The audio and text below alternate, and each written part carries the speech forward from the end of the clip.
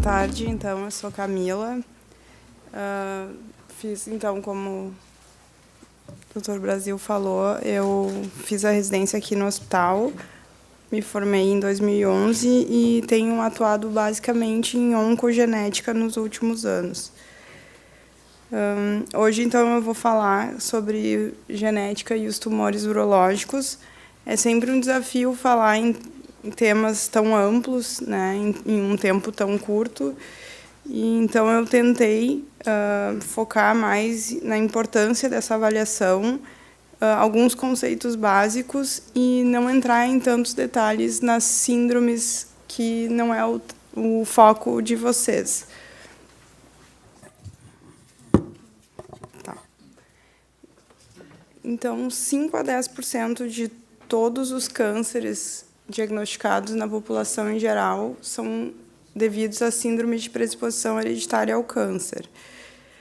Com novas tecnologias, atualmente, a gente tem descoberto mais genes, mas nem sempre a gente tem conseguido fazer melhores diagnósticos e prevenção.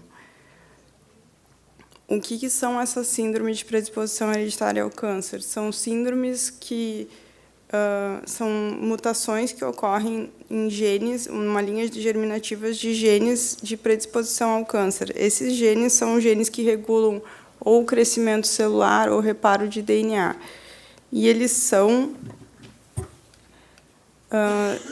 têm uma herança predominantemente autossômica dominante, que são aquelas heranças em que, se um pai é afetado, portador da alteração, 50% de cada gestação tem chance de também ser portador.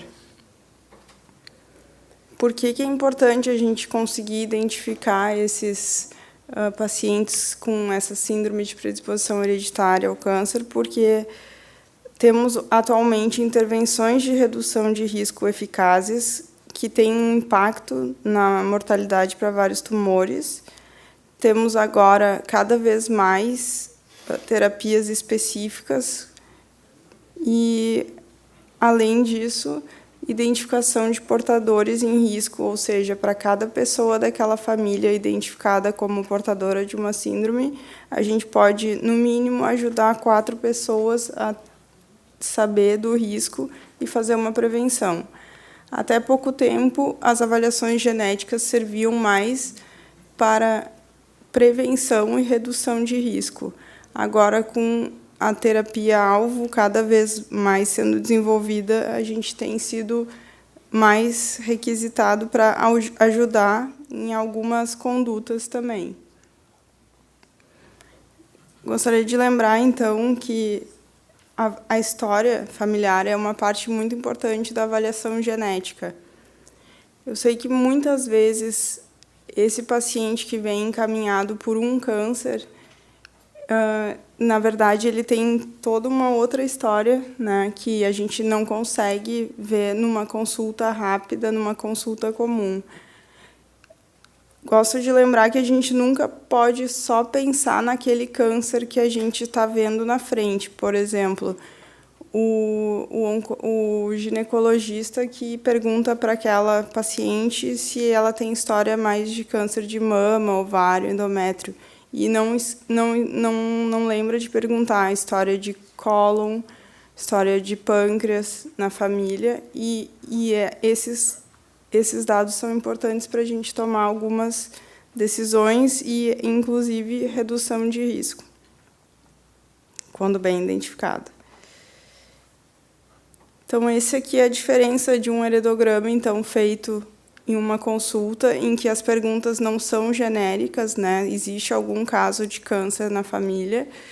Então, a gente, no mínimo, tem que fazer 3 gerações e perguntar de cada tio para aquela pessoa conseguir se lembrar daquele tio e saber se ele teve algum tipo de câncer.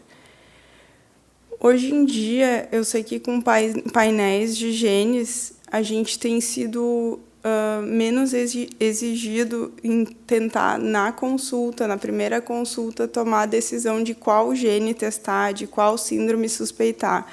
Mas não deixa de ser importante ter todo esse dado, mesmo com a possibilidade de fazer um painel multigênico que vai testar para vários genes, porque nem sempre esse painel vai ser informativo, e quando esse painel é não informativo, ou seja, ele não encontra uma mutação que vai me dar alguma, vai ser da minha hipótese, a minha decisão clínica, junto com a equipe multiprofissional, é baseada na história familiar. Então, eu só anotar o nome e a idade dos pacientes que tiveram câncer não é suficiente, porque o impacto e a análise estatística que é feita em alguns modelos leva em consideração quantas tias vivas o paciente tem, né? Então, se tu tem uma tia com câncer de mama e 5 tias sem, que estão com mais de 60 anos, então o risco para esse paciente é menor do que alguém que só tem uma tia afetada por câncer.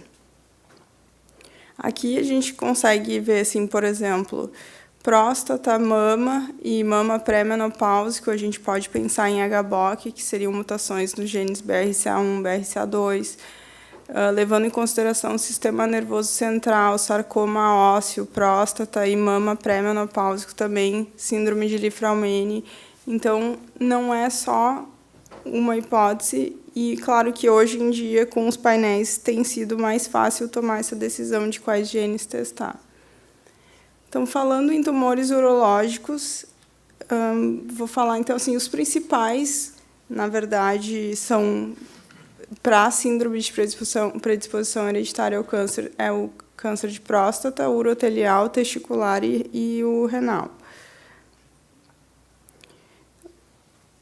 Apesar de 50%, mais ou menos, das vezes em que há uma história familiar, existir essa suspeita de hereditabilidade e existirem genes de suscetibilidade que estão cada vez mais sendo descobertos, eles ainda explicam uma grande minoria desses casos em que a gente suspeita que há a predisposição familiar e faz os testes e não encontra esse resultado.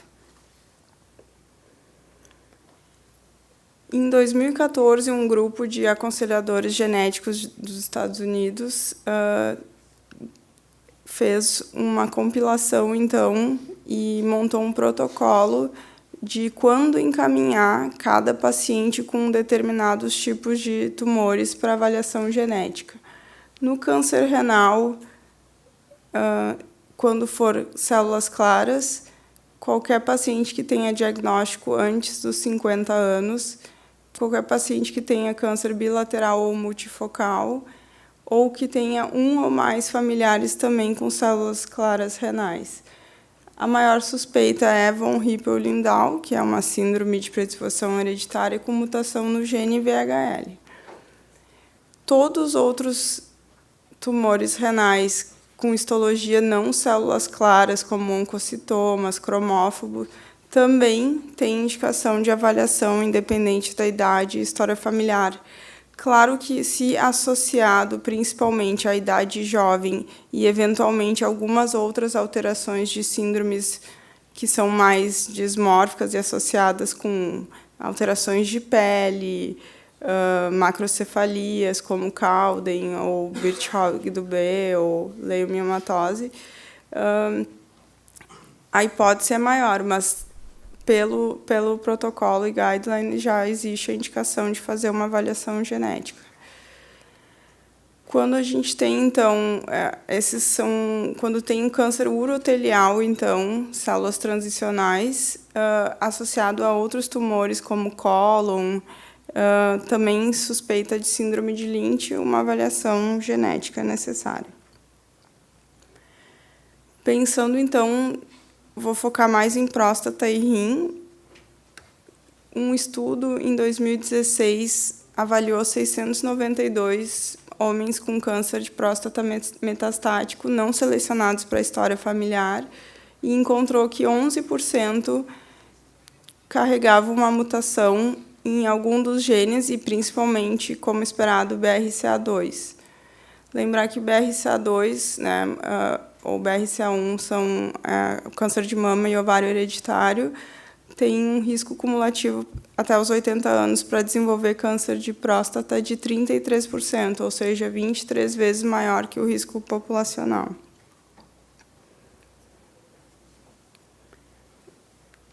Usando, então, esse guideline dos aconselhadores genéticos, câncer de próstata, quando encaminhar 2 ou mais casos de câncer de próstata antes dos 50, em parentes próximos até 2º grau, e 3 pacientes com câncer de próstata em qualquer idade, 2 se for antes dos 55 e 3 em qualquer idade. Isso principalmente pensando em câncer de próstata familiar, que é um dos maiores clusters que existe, né? A gente sabe que tem famílias com muitos casos, mas que a gente não consegue encontrar a causa. E câncer de próstata agressivo, então, que pode ter ou não associado outros casos tipo mama, ovário. Lembrar, então, que tomar decisões que tenham um impacto, né, nesse tratamento, ou seja, esse diagnóstico de síndrome de predisposição pode ajudar o oncologista a decidir se forem mutações em genes da recombinação homóloga, decidir quimioterapia, inibidores de PARP, se for com instabilidade microsatélite, outro tipo de imunoterapia. Na prática clínica, então, a gente tem que identificar essa predisposição, avaliar as famílias, solicitar e interpretar os testes. Eu não sei se vocês já viram alguns testes, mas o resultado vem... Então, o painel ele diz quantos genes foram testados e o resultado. Quanto mais genes a gente testa, mais chance temos de encontrar variantes de significado desconhecido e ter que interpretar isso de acordo com a clínica do paciente e a história familiar. Então, para finalizar, só um último caso assim, para mostrar o impacto, então, as repercussões dessa avaliação. Aqui eu tenho uma paciente de 52 anos que procurou uma avaliação por um câncer de mama aos 35, com uma história importante, né? Tem um primo com câncer de próstata aos 50, prima com câncer de mama aos 49. Ela teve bilateral, o que é bastante significativo, e a mãe teve câncer de ovário. Então, identificando aqui é mais fácil, a suspeita seria HBOC, BRCA1 e 2. Aconselhamento, ou seja, confirmar com ela que ela sabe o impacto desse teste, que ele vai ter uma influência não só nela, mas nos filhos, nos irmãos, no resto dos familiares, que vão saber, a partir daí, que eles têm riscos e que, a partir daí, vão ter que, ou não, decidir se querem saber desses riscos. Então, essa paciente foi avaliada, ela tinha uma mutação em BRCA2, e, então, após aconselhamento, vários familiares vieram, né, e também testaram. E agora a gente vai decidindo de acordo com cada caso. Essas pacientes que já tiveram câncer de mama vão ser discutidas e encaminhadas para salpingoforectomia redutora de risco. Essa paciente que teve câncer de ovário vai ser discutido, né, claro, obviamente, levando em conta a idade, estágio clínico, mastectomia redutora de risco. Para o paciente que é positivo, homem, rastreamento de próstata mais precoce. Para a paciente que se descobre não portadora, isso também é muito importante, né? A gente não quer só sair descobrindo quem é positivo. É importante descobrir quem é negativo, porque aquela pessoa e os filhos dela não vão precisar fazer um rastreamento, não vão ter um ônus tanto psicológico quanto para o sistema de saúde, SUS ou suplementar. Além disso, hoje em dia, a gente consegue, então, com os avanços cada vez mais rápidos da oncologia, né, da indústria, descobrir, então, que os pacientes com mutação respondem de forma diferente, então, a alguns determinados quimioterápicos. imunoterápicos. Lembrar também que não é só manejos, não é só intervenção, aconselhamento de alta suspeição para pâncreas, próstata, melanoma intraocular também. Então, é um exame de uma paciente que vem e tem impacto muito grande em vários daquela família. Então, para a gente, o nosso paciente, na maioria das vezes, é a família e não o paciente. Cuidar quem que a gente vai testar primeiro para não perder aquela família e não perder a oportunidade de conseguir reduzir risco para outros cânceres. Então, só colocando então aqui para vocês, câncer renal, próstata e para Peutz-Jeghers, principalmente carne do testicular. Não dá tempo de falar de todos, mas é isso que eu tinha para falar hoje.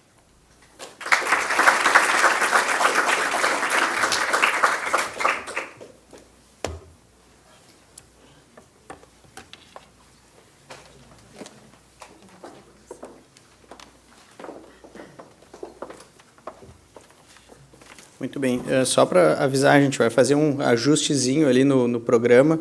A doutora Camila deu a sua aula, o doutor André Fay vai falar agora, e aí a gente vai abrir o espaço para as perguntas e discussão dessas duas aulas, porque na sequência vem os highlights dos congressos e não tem muito sentido a gente debater highlights de congresso, então vamos salvar esse tempo para discutir essas palestras que são muito importantes.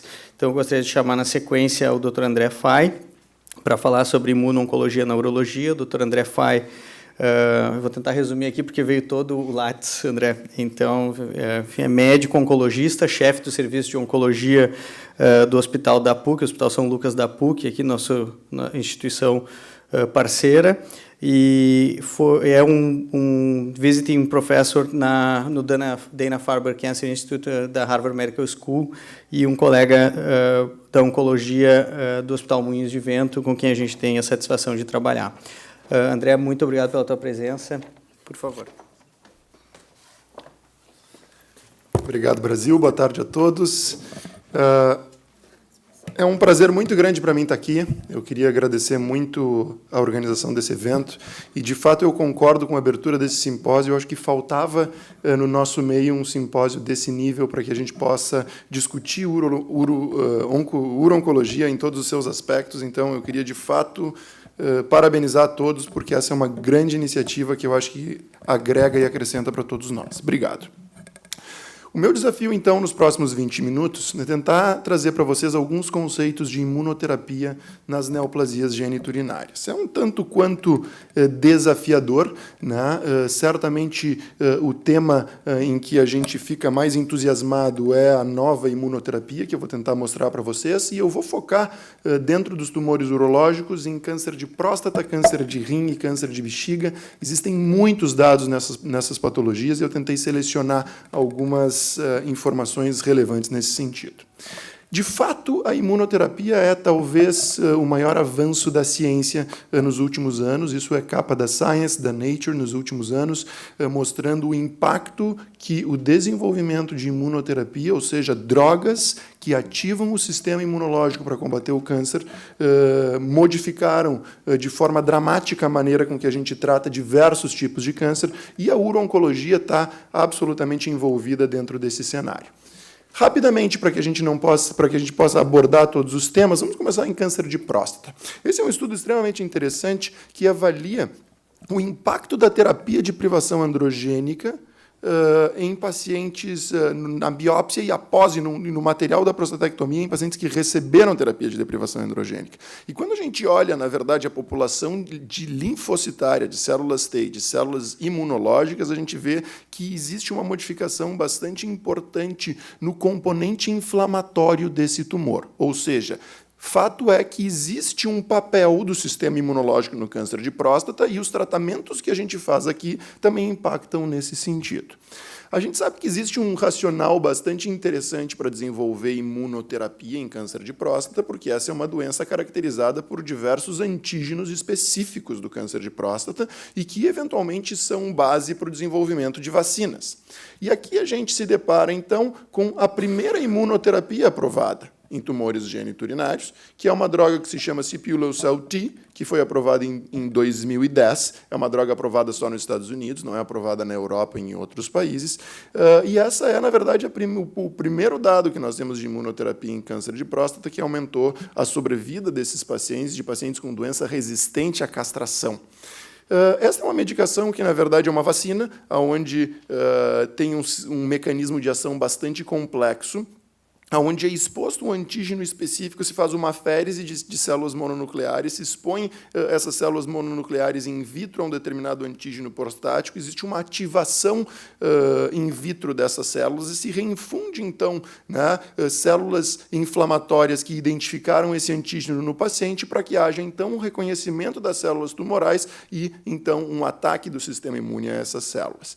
Não se compreende muito bem o mecanismo de ação, este é um esquema modificado ou simplificado desse processo, mas fato é que este é um tratamento bastante complexo, onde a gente precisa de 2 dias, onde a gente precisa de uma estrutura bastante cara de laboratórios, de estrutura para que o tratamento possa ser feito e processado, então precisa se fazer a aférese e ativação in vitro, e a última vez que eu vi esse tratamento ser feito, faz alguns anos em Boston, custava $250 mil cada infusão, ou seja, um tratamento extremamente caro, né, e com resultados bastante questionáveis ainda do ponto de vista de ganho de sobrevida, o que fez com que a complexidade logística, custo e, eventualmente, o impacto que isso tem, de fato, no desfecho clínico, não fosse utilizado de forma ampla. Mas, de fato, esse é o estudo de fase 3 que comparou o uso de Sipuleucel-T versus placebo, e o estudo mostra um ganho de sobrevida, né, que é um ganho pequeno, 4,1 meses de sobrevida, mas, de fato,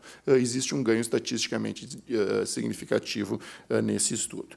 Muitas questões existem em relação a essa droga, existem estudos sendo conduzidos ainda para compreender melhor o papel dessa terapia, na tentativa de reduzir custo, de melhorar a logística e de entender, eventualmente, qual é o melhor processo de administração, qual é o paciente que deveria, então, receber essa terapia, e se a gente precisaria, por exemplo, associar radioterapia como um fator que pudesse estimular a resposta inflamatória, que pudesse liberar antígenos para que essa droga possa agir. Então, existem ainda estudos sendo conduzidos nesse sentido, mas essa não é uma medicação muito utilizada no nosso meio. Mas, frente a esse cenário, e na tentativa de reduzir o impacto logístico, se desenvolveu uma vacina que se chama Prostvac, que, na verdade, tem um conceito, vamos dizer assim, um pouco diferente, que é uma vacina que, eventualmente, está pronta, que a gente não tem todo o processo logístico de expor a célula do paciente a um determinado antígeno, a gente já tem os antígenos dentro dessa vacina, e um estudo de fase 2 mostrou que, na verdade, o uso do Prostvac, desta vacina, em pacientes com doença avançada, aumentava a sobrevida, né, dos pacientes, e isso levou, então, o desenvolvimento de um estudo de fase 3 que se chama Prospect, e que comparou, então, em pacientes que tinham um baixo volume de doença, mas um estudo grande de 1.200 pacientes, comparando o uso de Prostvac, e a gente teve reportados os dados na ASCO de 2018, mostrando que o uso dessa vacina não aumenta a sobrevida nesse grupo de pacientes, de alguma forma interrompe por aqui o desenvolvimento desse tipo de vacina em câncer de próstata. O dado, e o último dado que eu quero mostrar para vocês em câncer de próstata, que talvez seja o mais desafiador, é um estudo apresentado na ESMO, em 2016, que associou o uso de pembrolizumab, que é uma terapia que bloqueia o eixo do PD-1 e do PDL1 com enzalutamida, que é um antiandrogênio de nova geração na doença resistente à castração.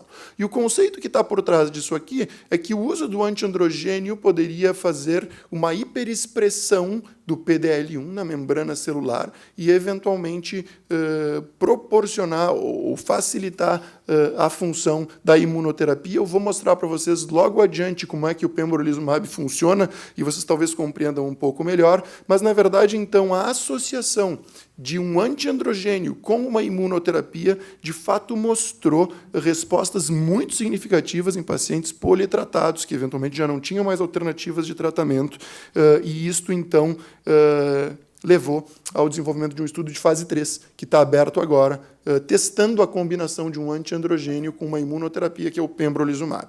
Eu confesso para vocês que eu tenho um paciente tratado com essa combinação, off-label, um paciente que foi tratado com isso, que a gente não obteve boas respostas, então é algo que certamente é para uma população selecionada e a gente não deve ampliar isso fora de estudo clínico. Bom, pulando rapidamente que talvez seja uma área onde a imunoterapia já tem uma história bastante longa. Nós sabemos e nós utilizamos interferon para tratar câncer de rim desde a década de 80. Nós usávamos interleucina 2 em alta dose e nós víamos que alguns pacientes, de fato, apresentavam respostas bastante importantes e prolongadas, mas o que a gente vê, de fato, com interferon e com interleucina 2 em alta dose, que nada mais são do que tratamentos que estimulam a proliferação de célula T, é que, de fato, as toxicidades são muito elevadas e um grupo muito pequeno de pacientes eventualmente derivava benefício clínico com esse tipo de medicação. E esse panorama muda, na verdade, com a identificação de reguladores do processo inflamatório, que a gente chama de, do processo inflamatório, na verdade, da resposta T, que a gente chama de immune checkpoints, que, na verdade, são proteínas e interações que ocorrem entre os linfócitos e a célula tumoral, ou com o microambiente do tumor, que são capazes de ativar ou de inibir a resposta inflamatória. Então, nós temos diversas proteínas que são capazes de ativar a resposta T ou de impedir a resposta T, e isso é algo fisiológico. Então, quando a gente usava, na verdade, interferon, ou quando a gente usava interleucina em alta dose, era como a gente empurrasse um carro com um freio de mão puxado, porque não adiantava a gente proliferar a célula T se, na verdade, a gente tinha um mecanismo regulador que tornava a nossa resposta T disfuncional.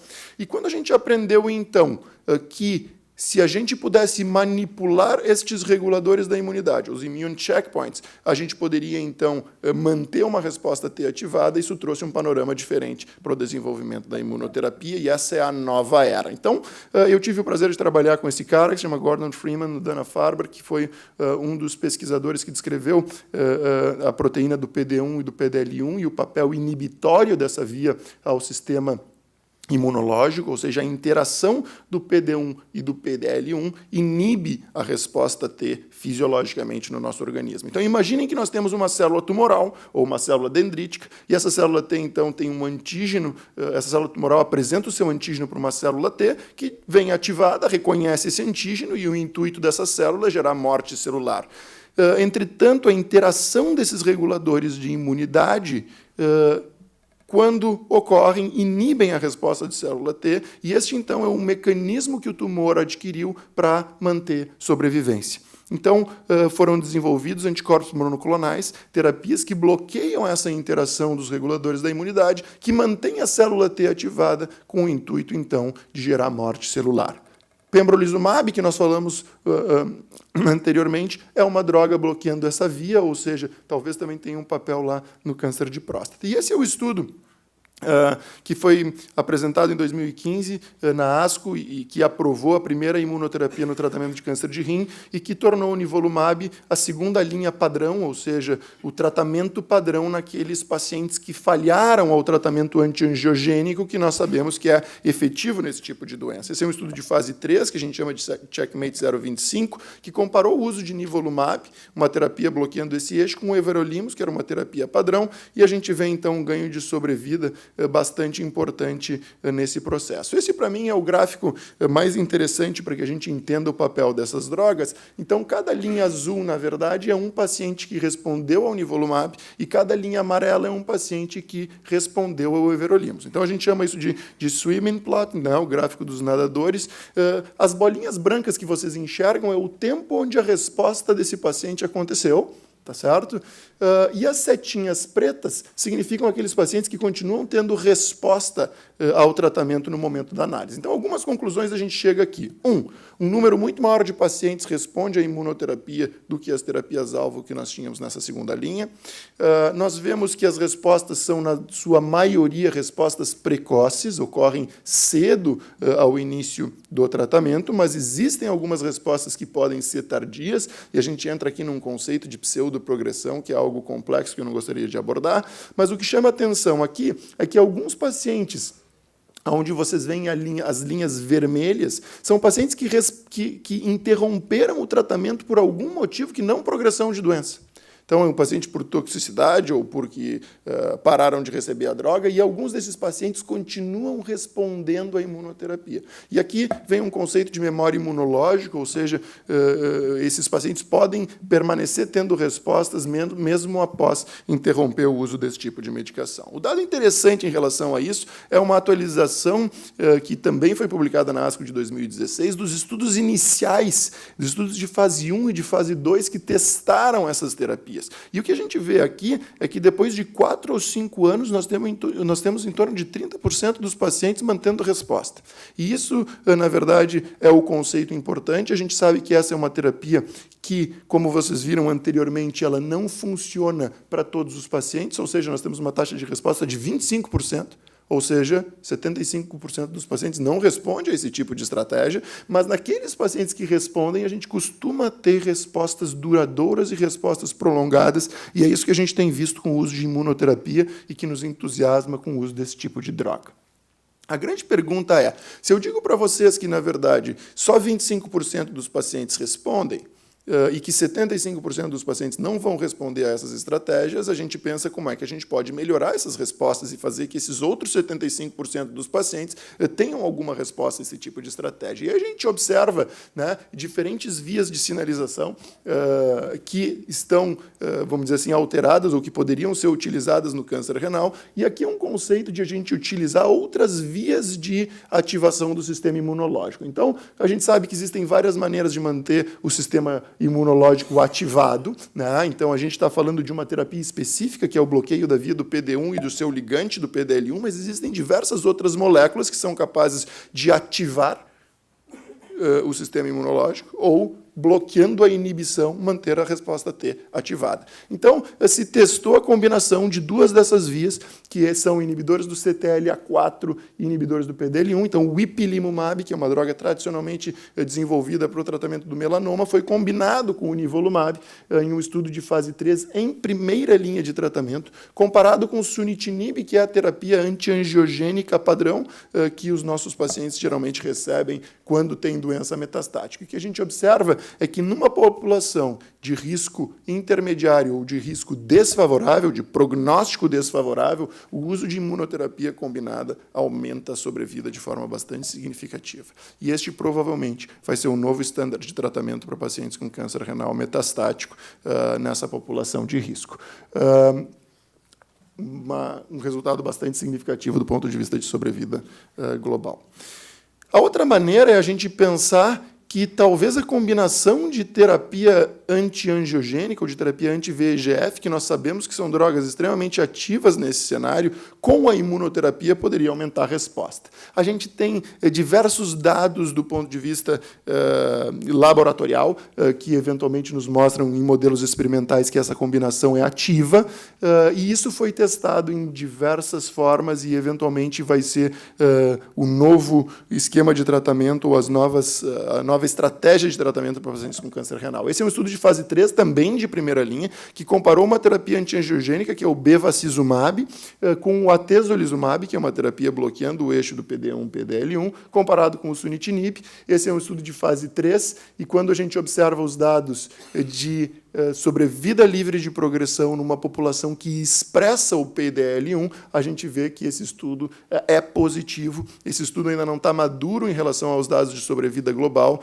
mas provavelmente a combinação de atezolizumab com bevacizumab vai entrar no nosso arsenal terapêutico em breve para tratar câncer de rim, ou seja, aquelas drogas que a gente está habituado, sunitinib, pazopanib, estão eventualmente ficando para trás com o desenvolvimento da nova imunoterapia. Diversos estudos estão sendo desenvolvidos hoje, né, com a combinação de terapia antiangiogênica com imunoterapia. Ou seja, drogas do nosso dia a dia, sunitinib, pazopanib, axitinib, estão sendo combinadas com imunoterapia na busca de aumentar a resposta, e esses dados são incríveis. Na verdade, pacientes politratados, obviamente que esses são estudos iniciais, estudos de fase 1, estudos de fase 2, mas mostrando 73% de resposta. Obviamente que aqui a gente tem toxicidade maior e que a gente tem que considerar isso nesse processo. Então, eu vou mostrar para vocês, sem detalhes, as combinações que estão acontecendo hoje em estudos de fase 13, que a gente está tendo uma evolução muito rápida. Então, a combinação de axitinib e pembrolizumab tem sido muito explorada devido às taxas de resposta apresentadas. Cabozantinib com nivolumab, mais ou menos ipilimumab, terapia tríplice em câncer renal, tivozanib e nivolumab, né? E o que a gente vê, de fato, uma série de estudos. E o que eu quero chamar para a atenção de vocês é o seguinte: nós estamos começando a observar respostas completas nesses pacientes, ou seja, pacientes que, eventualmente, talvez eu esteja sendo muito ambicioso, mas que, eventualmente, possam estar curados dessa doença ou tendo uma sobrevida muito prolongada com o uso desse tipo de combinação. Bom, rapidamente, carcinoma urotelial, 5 minutos restando, vamos correr um pouco. Eu vou me concentrar no tratamento do câncer urotelial metastático, mas eu gostaria de já dizer para vocês que todos esses conhecimentos de imunoterapia estão vindo para um cenário mais precoce de neoadjuvância, de adjuvância, e, inclusive, existe um estudo aberto hoje na PUC testando pembrolizumab em pacientes com carcinoma urotelial não invasor refratários a BCG. Esse é um dos estudos mais interessantes que a gente tem no mundo. Está aberto aqui, a gente tem, inclusive, dificuldade de recrutamento, mas o uso dessa imunoterapia pode reduzir o nível de recorrência de neoplasias não invasoras do urotélio. Bom, voltando para a doença metastática, a gente sabe que essa é uma doença de péssimo prognóstico. A sobrevida desses pacientes é muito ruim quando na doença metastática. E quando a gente olha os avanços que nós tivemos desde 1990, nada de avanço do ponto de vista de evolução, de melhora do desfecho clínico desses pacientes com novas drogas. Esse é o cenário que a gente tem pré-2016 do tratamento do câncer de bexiga. Quando a gente tem, né, doença não músculo invasora, a gente não tem terapia sistêmica, a gente acaba utilizando o BCG intravesical num grupo selecionado de pacientes. No cenário de doença localizada, a gente vai discutir, então, o papel da neoadjuvância, da adjuvância, com a cirurgia sendo, né, ainda o pilar fundamental desse tratamento. E na doença metastática, nós temos os esquemas baseados em cisplatina, que ainda são o tratamento de escolha nesse cenário, né? Importante lembrar que taxa de resposta nesses pacientes é em torno de 50%, e esses pacientes têm uma sobrevida mediana de 15 meses, ou seja, eles vivem muito pouco quando eles desenvolvem doença metastática. Quando eles progridem a esse esquema com cisplatina, as respostas são ainda piores. Nós temos diversas quimioterapias testadas com taxas de resposta em torno de 10% e sobrevidas medianas de 7 meses, o que, de alguma forma, é bastante desafiador. Mas a gente sabe que o câncer de bexiga, que o carcinoma urotelial, é uma doença imunológica há bastante tempo. A gente usa BCG, que, apesar de a gente não conhecer em detalhes o mecanismo de ação, o intuito é que isso desenvolva um processo imunológico no urotélio para que a gente, eventualmente, diminua o risco de recorrência, utilizando, então, o nosso sistema imunológico. Essas imunoterapias que a gente conversou e todas essas drogas, quando esse impacto bastante significativo surgiu em diversas doenças, elas foram testadas no carcinoma urotelial. E o que a gente viu, na verdade, eram estudos iniciais mostrando taxas de respostas muito significativas com todas essas drogas. E isso levou à aprovação muito rápida desses fatores pelo fato de a gente ter muito pouco tratamento disponível para tratar câncer de bexiga avançado. Se a gente olha aqui naqueles pacientes que foram tratados com cisplatina e que vieram a progredir, que eu mostrei para vocês que a nossa taxa de resposta com quimioterapia é em torno de 10, 12%, todos os estudos iniciais mostraram taxas de respostas muito mais altas e significativas com as imunoterapias testadas e sobrevidas também em um ano bastante grandes. Então, isso, de alguma forma, gerou a aprovação dessas drogas. Essas drogas foram aprovadas nos Estados Unidos e no Brasil, baseado em estudos de fase 2, devido ao impacto que isso teve, né? E se a gente olha aqueles pacientes que eventualmente são refratários ou que não são candidatos, na verdade, ao uso de cisplatina, onde a gente fica sem opção terapêutica, a gente olha que eventualmente o uso dessas terapias também pode impactar em ganhos de sobrevida bastante significativos nesse cenário, mas isso precisa ser melhor estudado. O que a gente observa aqui é o fenômeno que eu mostrei para vocês. Isso aqui não funciona em todos os pacientes, mas a gente observa um padrão de que aqueles pacientes que respondem ao tratamento parecem ter respostas duradouras e prolongadas, ao contrário do que a gente vê com terapia-alvo ou com quimioterapia citotóxica, onde esses pacientes respondem mais rapidamente através de mecanismos de resistência, acabam progredindo. E esse é o cenário que nós temos hoje né, após a aprovação dessas drogas nesse cenário para o tratamento de câncer de bexiga. E é importante eu mostrar para vocês, por uma questão de tempo, eu tirei os estudos de fase 3 nesse processo, mas a gente tem, então, após o tratamento com platina, as imunoterapias aprovadas numa segunda linha, e esse é o tratamento padrão. Hoje nós temos 4 dessas drogas já aprovadas no Brasil para o tratamento desses pacientes, e aquela quimioterapia, que nós utilizávamos após falha platina, a gente eventualmente não sabe em que cenário a gente vai utilizar, mas fica por um cenário posterior. Esse é o estudo de fase 3, que testou pembrolizumab após a falha platina. O estudo foi interrompido, era um estudo que testava pembrolizumab versus a quimioterapia padrão, o estudo positivo. Da mesma forma que eu mostrei para vocês, na tentativa de aumentar as respostas nesse contexto, se associaram drogas. Esse é um estudo que se chama DANUBE, que a gente participou na PUC, e conseguimos recrutar 5 pacientes nesse estudo, que testou tratamento com cisplatina versus uma droga que inibe o bloqueio do eixo PD1-PDL1 versus a combinação de uma droga como o ipilimumab, que se chama tremelimumab, que bloqueia o eixo CTLA4, com uma droga bloqueando o eixo de PD1. Essa é uma droga que, eventualmente, esse é um estudo, que vai estar sendo apresentado em breve, provavelmente no início do próximo ano, onde pode, eventualmente, mudar drasticamente o tratamento do câncer de bexiga, né, também tirando a cisplatina de um cenário mais precoce. Rapidamente, isso é bastante complexo, mas eu queria trazer alguns conceitos do ponto de vista de biomarcador. A gente sabe que quanto mais mutações um tumor tem, mais antígenos ele expressa na sua superfície, tá certo? E, eventualmente, isso permite o reconhecimento desses antígenos e uma resposta melhor à imunoterapia. E esse é um estudo bastante interessante que mostra, eventualmente, a carga mutacional desses tumores, tá certo? Então, tumores com maior número de mutações e tumores com menor número de mutações. E quando a gente olha para esse canto de tumores altamente mutados, a gente vai observar aqui tumores de bexiga, tumores de pulmão, melanoma, onde a gente vê essas imunoterapias sendo aprovadas agora, e também, né, o tumor de rim como sendo um tumor com carga mutacional intermediária. E o interessante que a gente olha aqui, essa é uma análise de um dos estudos que foi apresentado com a imunoterapia, mostrando que quanto maior a carga mutacional, maior é a chance desse paciente responder. Isso são ferramentas que, eventualmente, a gente tem disponível na prática clínica e que a gente está aprendendo a selecionar os pacientes que vão receber ou que vão responder esse tipo de estratégia. Da mesma forma, a gente sabe que hoje o câncer de bexiga ele é dividido através dos seus aspectos moleculares, né, e que provavelmente alguns perfis moleculares vão estar associados a maiores respostas, e é aqui que a gente quer chegar. Eventualmente, a ideia não é que a gente vai ter um carcinoma urotelial músculo invasor, que o urologista vai fazer a sua RTU e que vai encaminhar para o oncologista, por exemplo, fazer um tratamento neoadjuvante para fazer a sua cirurgia. Não. A gente vai, muito em breve, conhecer o perfil molecular dessa doença para poder determinar qual é a melhor estratégia de tratamento de acordo com as alterações moleculares que esses tumores apresentam. Então, de fato, eu gostaria de terminar por aqui, apesar de eu me entusiasmar e a gente poder conversar ainda horas sobre isso aqui,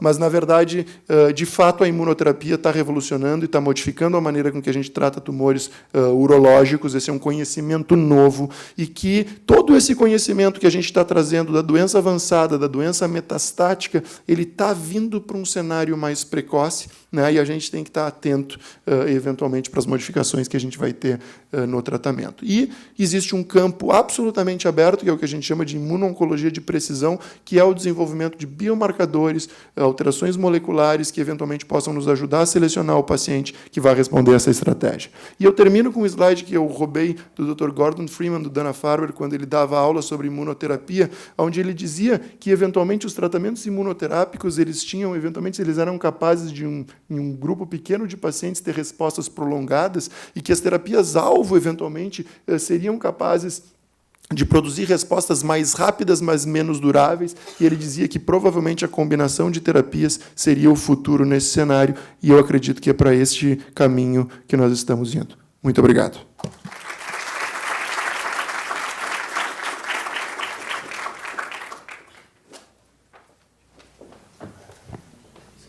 Queria convidar o doutor André, a doutora Camila, por favor.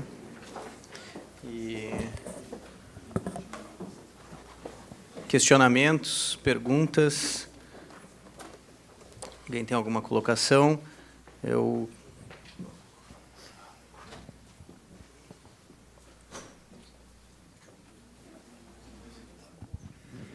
Bom, muito obrigado pela estimulante palestra.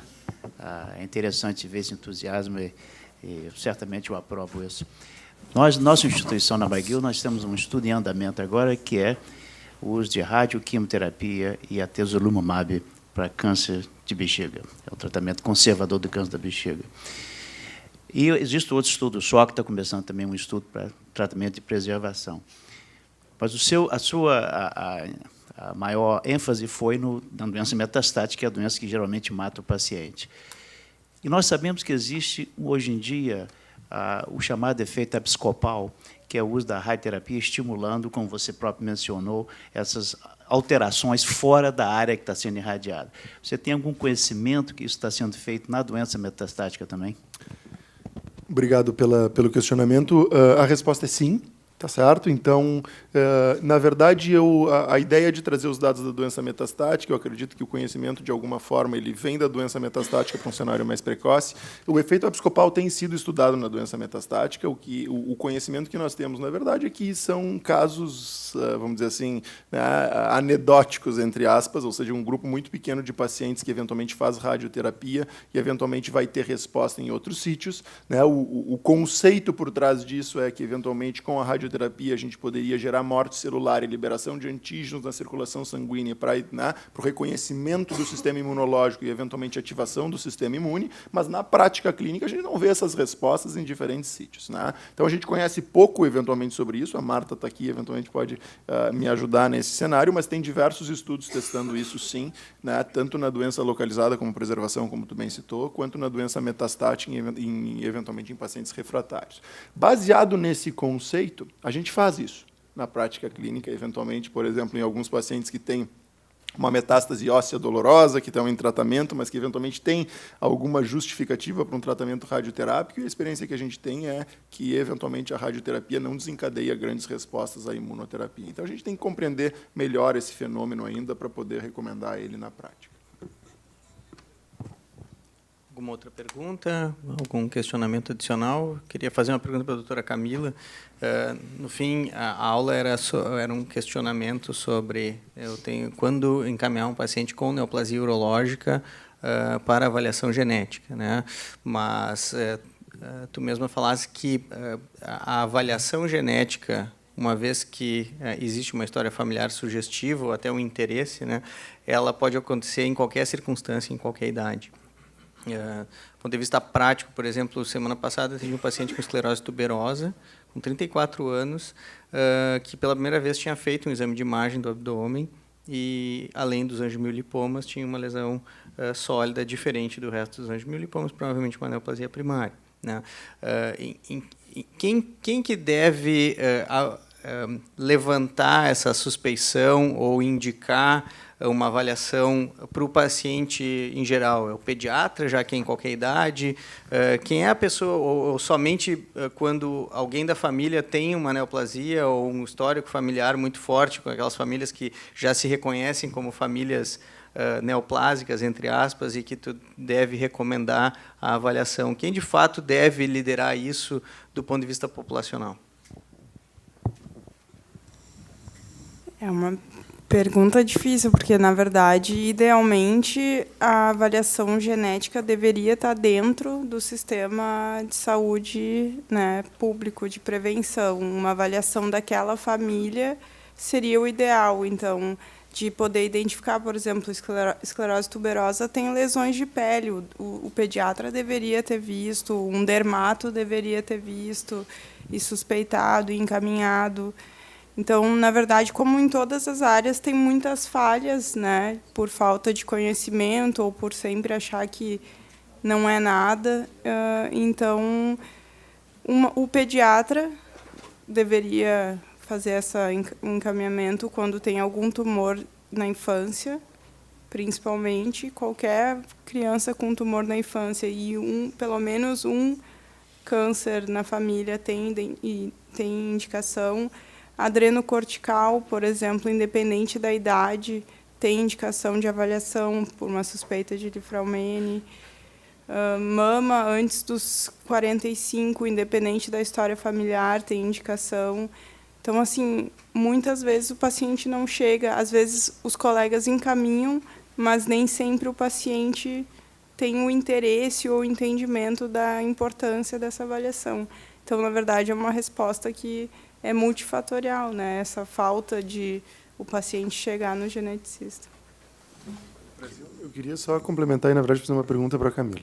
Porque em câncer de próstata hoje, né, fundamentalmente com as alterações ou mutações nos genes do reparo do DNA, que é onde a gente tem estudo também aberto hoje, drogas sendo desenvolvidas, como o olaparib, né, nesses pacientes, e a gente observa isso em torno de 10% dos pacientes. Em algum momento da doença resistente à castração, a gente vai testar esses pacientes. É isso que a gente, eventualmente, tem feito, né, na prática clínica. A minha pergunta para ti é qual é o melhor momento de a gente fazer isso e como fazer isso? A gente faz essa avaliação no tumor ou a gente faz essa avaliação de forma germinativa, né? Como é que, eventualmente, qual é a melhor forma de a gente, eventualmente, fazer esse tipo de testagem? Se me permite só ampliar um pouco a pergunta, na verdade, se coloca que pacientes que têm uma doença por parâmetros clínicos de baixo risco, mas que têm uma mutação no reparo do DNA, tipo BRCA, não deveriam ser simplesmente alvo de vigilância ativa e deveriam receber um tratamento ativo. Então, mesmo pacientes com doença inicial, baixo risco, aonde ou quando entra essa avaliação genética?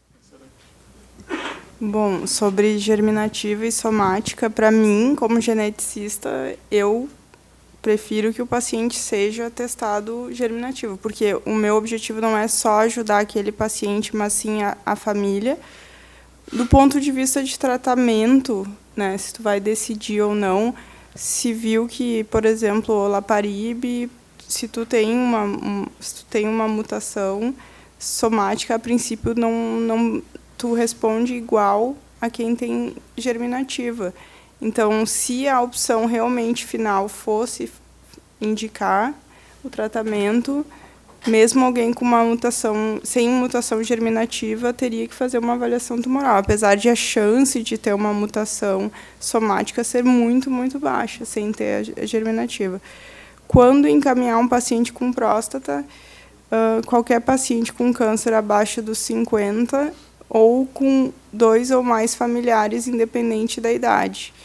E aí, se não tiver preenchendo esses critérios de encaminhamento, esperar chegar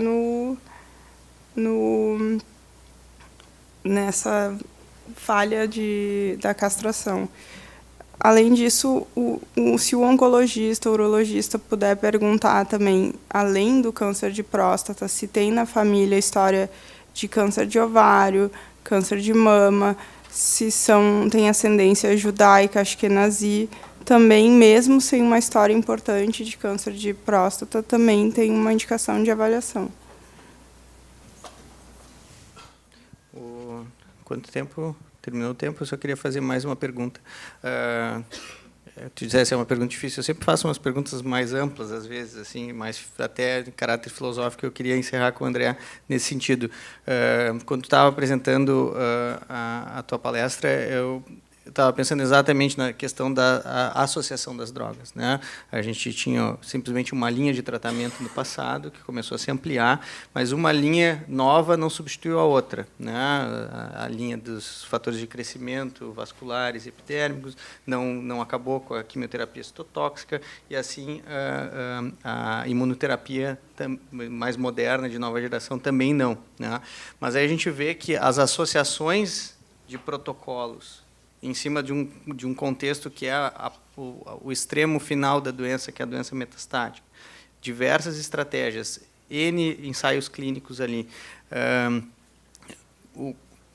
E vai chegar um determinado momento que as possibilidades, as combinações e os arranjos são tão grandes que a gente vai ter que começar a escolher, de uma certa maneira, a comunidade científica, que trials que, de fato, vão valer mais a pena do que outros, né? Então, como racionalizar isso se tu enxerga que isso vai, eventualmente, a capacidade de recrutamento de pacientes vai exaurir dentro desse contexto? Excelente pergunta, Brasil, né? De fato, o que a gente está vendo hoje, né, e talvez pelo fato de a imensa maioria dos estudos não serem estudos acadêmicos e serem estudos financiados pela indústria farmacêutica, interesses, eventualmente, né, de drogas semelhantes, mas que o conceito por trás é o mesmo. Né? E isso é extremamente difícil, e a gente já está vendo isso. Né? Então, assim, a gente vê dados extremamente semelhantes, onde a escolha vai ser muito difícil. Né? Então, assim, se a gente olha, o que a gente vai fazer agora numa primeira linha de câncer renal? A gente vai combinar 2 imunoterapias, com ipilimumab ou nivolumab, ou, eventualmente, nós vamos usar bevacizumab com atezolizumab. Quando a gente bota esses dados lado a lado, eles são muito semelhantes do ponto de vista de desfecho clínico. Né? E eu acho que a gente vai ter que começar a botar na mesa questões relacionadas à toxicidade, a custo, né, a individualização de tratamento, quem é o subgrupo que, de fato, né, se beneficia disso. Né? Uma das coisas que a gente observa, e que, eventualmente, a gente não teve tempo de discutir, é que, certamente, as combinações são mais ativas, mas elas são muito mais tóxicas. E a gente está vendo um perfil de toxicidade completamente diferente com isso. Então, o que a gente observa hoje, na verdade, é uma mudança muito grande. Tu tem toda a razão, a gente vê diversos estudos clínicos com o mesmo racional e com drogas muito semelhantes do ponto de vista de eficácia.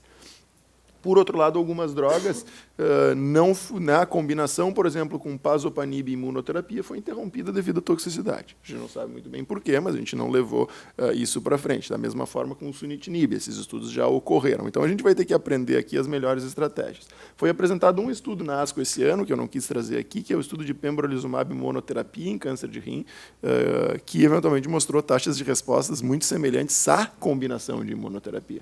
Então, a gente está aprendendo muito. São estudos de fase 2, esses dados estão surgindo a cada dia. Né? Não existe, de fato, comparação direta entre essas duas estratégias, e eu nem acredito que elas vão ocorrer. E eu acho que talvez o nosso desafio aqui, como comunidade acadêmica, talvez seja, né, trabalhar nesse sentido. Muito bem, eu queria agradecer a presença do André, da Camila, foi muito bom e agradeço a atenção de todos. Obrigado.